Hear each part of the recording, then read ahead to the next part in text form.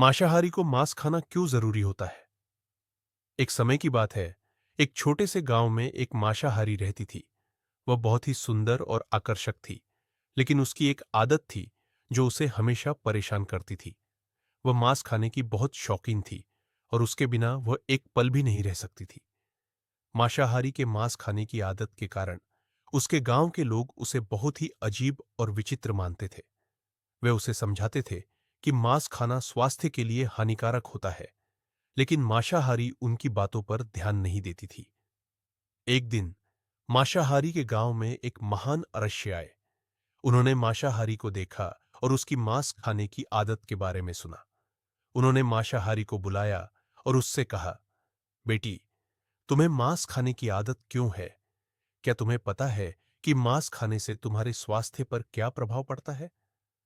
मांसाहारी ने ऋषि की बातों पर ध्यान दिया और कहा, महाराज, मुझे मांस खाने की आदत है क्योंकि मुझे लगता है कि यह मेरे लिए जरूरी है। मैं इसके बिना नहीं रह सकती। ऋषि ने मांसाहारी को समझाया, बेटी, मांस खाना स्वास्थ्य के लिए हानिकारक होता है।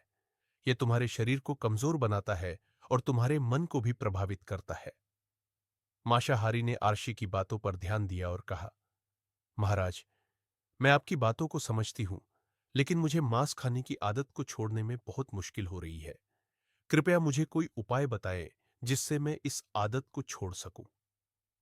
ऋषि ने मांसाहारी को एक उपाय बताया, बेटी, तुम्हें अपने दिनचर्या में कुछ बदलाव करने होंगे। तुम्हें अपने खाने में अधिक फल और सब्जियां शामिल करनी होंगी। तुम्हें अपने शरीर को नियमित व्यायाम करना होगा और तुम्हें अपने मन को शांत और एकाग्र करने के लिए ध्यान करना होगा।